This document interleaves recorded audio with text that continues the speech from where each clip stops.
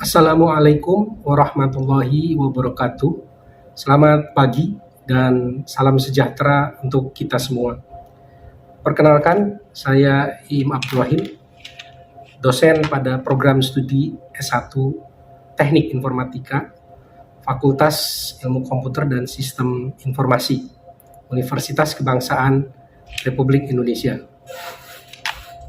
Video ini saya buat sebagai bentuk pernyataan diri dalam pelaksanaan unjuk kerja Tridharma Perguruan Tinggi atau PDD UKT-PT tahun 2025 dengan fokus utama pada penjabaran rencana pembelajaran semester atau RPS pada mata kuliah pemrograman 2 dengan kode TIF 306.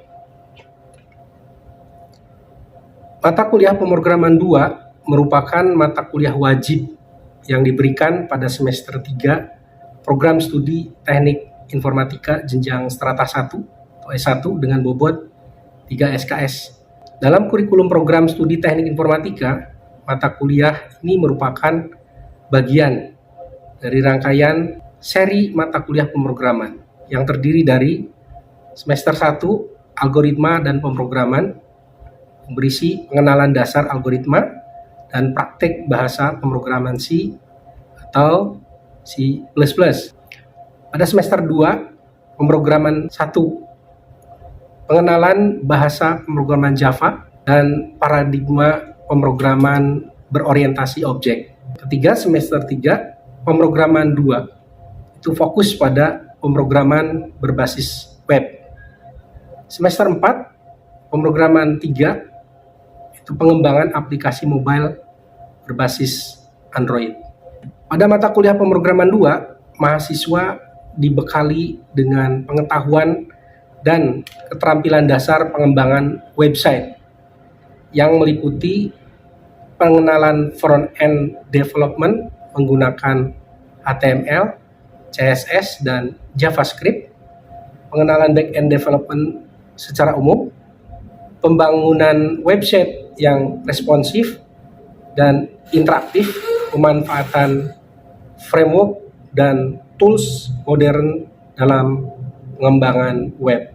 Capaian pembelajaran lulusan di program studi Teknik Informatika, CPL 01 bertakwa kepada Tuhan Yang Maha Esa, taat hukum dan disiplin dalam kehidupan bermasyarakat dan bernegara. CPL 08 menguasai konsep teoritis ilmu komputer dalam merancang dan mensimulasikan aplikasi teknologi multi-platform yang relevan dengan industri dan masyarakat. Capaian pembelajaran mata kuliah atau CPMK terdiri dari CPMK 011, mahasiswa menunjukkan sikap bertakwa dan bertanggung jawab dalam penggunaan teknologi web secara etis. CPMK 08, mahasiswa mampu menjelaskan sejarah dan konsep dasar web serta arsitektur client server. CPMK 082, mahasiswa mampu membangun struktur halaman web dengan HTML dan tag semantik. CPMK 083, mahasiswa mampu mengatur tampilan web dengan CSS termasuk layout dan styling. CPMK 084, mahasiswa mampu membuat tampilan web responsif pada berbagai perangkat. CPMK 085, mahasiswa mampu menambahkan interaktivitas menggunakan JavaScript dasar. CPMK 086, mahasiswa mampu mengintegrasikan HTML, CSS, dan JavaScript dalam proyek mini. CPMK 087, mahasiswa mampu menerapkan prinsip-prinsip pengembangan web modern seperti aksesibilitas, performa, dan UX, user experience. CPMK 088, mahasiswa menunjukkan etika penggunaan sumber daya, dan kode open source. Penilaian dilakukan melalui 6 komponen dengan total bobot 100% sebagai berikut. Ya. Yang pertama adalah tugas individu, bobot 15%, bentuknya praktikum HTML dan CSS, yaitu layout dan responsivitas. CPMK yang tercapai adalah CPMK 082, CPMK 083, CPMK 084. Yang kedua, tugas kelompok atau proyek mini dengan bobot 25%. Ya. Bentuknya adalah pembuatan aplikasi web sederhana terintegrasi dengan UI UX yang baik. CPMK yang tercapai adalah CPMK 085, CPMK 086, dan CPMK 087. Yang ketiga, kuis atau tes formatif dengan bobot 10%.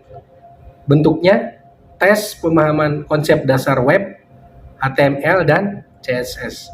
CPMK yang tercapai adalah CPMK 081, CPMK 082, CPMK 083. Yang keempat, ujian tengah semester atau UTS dengan bobot 20%. Bentuknya studi kasus, implementasi layout, dan media queries. CPMK yang tercapai adalah CPMK 081 sampai CPMK 084. Kelima adalah ujian akhir semester atau UAS yang bobotnya 20%. Bentuknya studi kasus dan pengembangan aplikasi web integratif. CPMK yang tercapai adalah 085 sampai CPMK 087. Dan yang terakhir, nomor 6, bentuk penilaiannya adalah observasi sikap atau kode etik. Bobotnya adalah 10%. Bentuknya penilaian etika profesional, penggunaan kode open source, dan kerjasama. CPMK yang tercapai adalah CPMK 088. Demikian penjabaran rencana pembelajaran semester atau RPS untuk mata kuliah pemrograman 2. Selanjutnya akan ditampilkan cuplikan proses pembelajaran yang telah saya laksanakan secara tatap muka di ruang kelas. Selamat menyaksikan. Wassalamualaikum warahmatullahi wabarakatuh. Assalamualaikum warahmatullahi wabarakatuh. Baik, hari ini saya akan menyampaikan mata kuliah pemrograman 2 web base, ya, di mana di perkuliahan di mata kuliah kita itu pemrograman itu cukup banyak mata kuliahnya. Jadi mulai dari ada algoritma pemrograman, algoritma dan pemrograman, ya, kalau tidak salah, ya. Kemudian ada pemrograman 1, kemudian pemrograman 2, pemrograman 3, kalau salah. Dan kenapa cukup di banyak aspek pemrograman, karena memang pemrograman itu dasar bagi para calon sarjana informatika. Karena itu di kurikulum kita disampaikan kira-kira cukup banyak pemrograman. Meskipun nanti di akhir kurikulum kan kita akan bisa memilih mata kuliah konsentrasi masing-masing. Nah, di algoritma pemrograman jadi semua bisa pernah merasakan bagaimana membuat algoritma. Jadi algoritma itu disampaikan adalah berupa langkah-langkah program, ya, untuk mencapai tujuan itu. Kita buat langkah-langkah step by step sesuai dengan tujuan akhir dari program. Nah, di pemrograman 2 yang saya ambil sekarang ini itu hanya berbicara soal bahasa pemrograman. Jadi pemrograman 1 menggunakan bahasa pemrograman Java, ini bahasa pemrograman berbasis web. Nah, apa itu bahasa pemrograman berbasis web? Nah, ini kita bisa lihat, ya. Jadi saya akan sampaikan dulu bahwa Dengan perkuliahan yang pemrograman website web based ini, itu kalian akan mendapatkan pengetahuan tentang bagaimana membuat website ya, web based yang, kalau kenapa disebut web based, karena nanti akan ada halaman yang dinamis yang di dalamnya nanti akan bisa berubah sesuai dengan data yang data yang kita miliki di dalam database. Nah, mata kuliah kita ini secara umum ya, adik-adik bisa akan mendapatkan pemahaman tentang bagaimana struktur sebuah website itu ditampilkan, kemudian bagaimana halaman statis itu dibangun menggunakan script HTML ya, sama CSS, nanti juga ada JavaScript ya.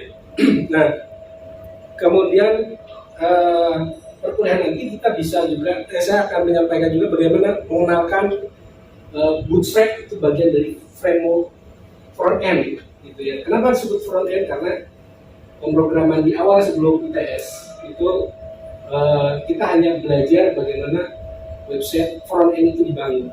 Front end itu user interface, jadi aplikasi itu nanti akan berinteraksi dengan yang langsung dengan usernya. Kemudian nanti dipahamkan juga tentang back end. Nah, yang back end itu bicara soal website yang user interface tadi antar muka pengguna akan berhubungan dengan database. Gitu. Oke, dan yang terakhir nanti, nah di akhir perkuliahan kita akan bangun sebuah project website web based. Nanti kalian akan mencari tema-tema yang bila perlu kita bisa unggulkan gitu ya, misalnya pemrograman untuk mensupport UMKM dan sebagainya ya.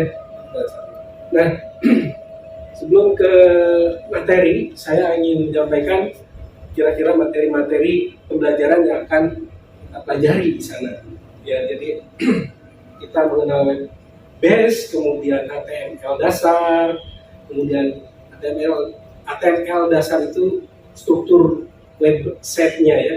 Kemudian ada CSS dasar nih. CSS itu untuk mensupport halamannya akan lebih baik dari sisi pewarnaan, dari sisi font gitu ya. Kemudian ada juga nih, karena sekarang ini mesin kita itu banyak ya, tidak hanya cuma laptop, komputer, juga ada handphone, ada desktop dan sebagainya, sehingga memiliki banyak nah karena harus menyesuaikan website kita user interface-nya, maka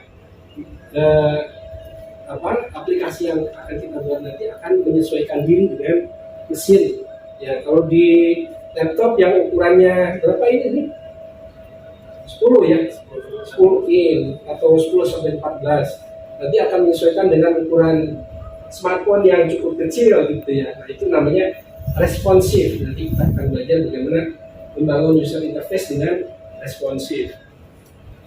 Kemudian kebutuhannya untuk HTML tadi akan lebih interaktif lagi, usernya ya, interaktif. Dan manipulation, nah ini manipulasi dari dokumennya, Nah, setelah ujian tengah semester baru kita masuk ke back end-nya. Ya, kita akan belajar mulai dari instalasi base-nya, bagaimana menghubungkan.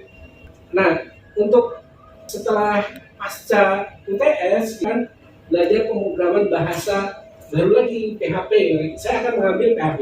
Meskipun sebetulnya pemrograman web ini tidak hanya PHP ya, ada kita bisa menggunakan bahasa pemrograman Java misalnya, kan banyak package ya. Kalian sudah pernah belajar di pemrograman Java, barangkali sudah ada mengenal bagaimana Java dibangun untuk aplikasi web gitu dengan menggunakan Spring ya, kalau salah ya, Spring. Kemudian ya selebihnya itu. Jadi, dan yang terakhir punya pengalaman untuk bagaimana karena aplikasi web itu tidak hanya berhenti sampai ketika aplikasinya jadi di depan laptop, tapi bagaimana aplikasi tersebut bisa diakses di berbagai tempat. Karena kan kalau bicara internet, aplikasi itu harus bisa diakses di manapun, gitu ya, kira-kira seperti itu. Nah, itulah nanti yang akan disampaikan di satu semester pembelajaran kita. Ya. Oke. Kalian sudah paham bahwa web itu bisa muncul statis, bisa juga dinamis, ya, ada berbagai persoalan tergantung dari persoalannya. Sehingga kalau kita ingin membangun dengan lebih bagus, ya, kalau contoh apa sih yang kita lihat pemrograman web base yang suka dilihat, yang pernah dilihat, si ACAD, ya, bukan LS, ya, itu administrasi kegiatan kampus kita ada, ya, si ACAD, Putri ACID. Nah, itu sudah berbasis, sudah kita namakan sebagai web base yang dinamis. Baik, sudah sekian banyak yang disampaikan, gitu ya. Kira-kira apa yang ingin Anda tanyakan? Ya. Mau tanya Pak, kan tadi Bapak bilang ada web dinamis dan statis. Perbedaannya apa gitu Pak sama keunggulan dari web dinamis dan statis itu apa? Baik, terima kasih ya pertanyaannya. Jadi web statis dan web dinamis itu apa bedanya? Ya, ketika kalau kita berbicara web statis itu kita membuat aplikasinya hanya dengan kode program HTML saja. Sehingga kalau ada perubahan kita harus mengubahnya lewat kode HTML-nya tadi. Ya, kode HTML-nya kita ubah isinya sampai sedemikian bentuknya yang kita inginkan isinya. Tapi kalau web dinamis kita tidak perlu mengubah kode programnya, cukup menambahkan data ke dalam basis data. Sehingga kalau misalnya ada perubahan misalnya semester, ya di ACAD kan ada perubahan semester. Nah, nanti kita cukup tinggal parameter perubahannya saja yang harus kita ganti, sehingga kita terlihat perubahan si aplikasi itu secara data di dalam aplikasi utamanya. Oke, baik. Nah, untuk pertemuan berikutnya, ya, nanti Bapak akan memberikan tugas supaya Anda segera bisa membuat atau memahami bahasa pemrograman website. Nah, tugasnya apa? Tugasnya adalah Anda membuat homepage personal, ya. Nah, website personal itu misalnya riwayat pekerjaan, yang ada nama, nomor induk, nomor pokok mahasiswa, alamat, kemudian bisa juga pendidikan, gitu. Nanti dibuat, jadikan website. Itu ya. Terima kasih untuk hari ini. Mudah-mudahan hari ini semuanya bisa mendapatkan pemahaman yang lebih baik lagi, dan ke depan akan juga tambah lebih baik lagi. Terima kasih untuk hari ini. Mudah-mudahan sehat selalu. Saya akhiri. Assalamualaikum warahmatullahi wabarakatuh. Waalaikumsalam warahmatullahi wabarakatuh.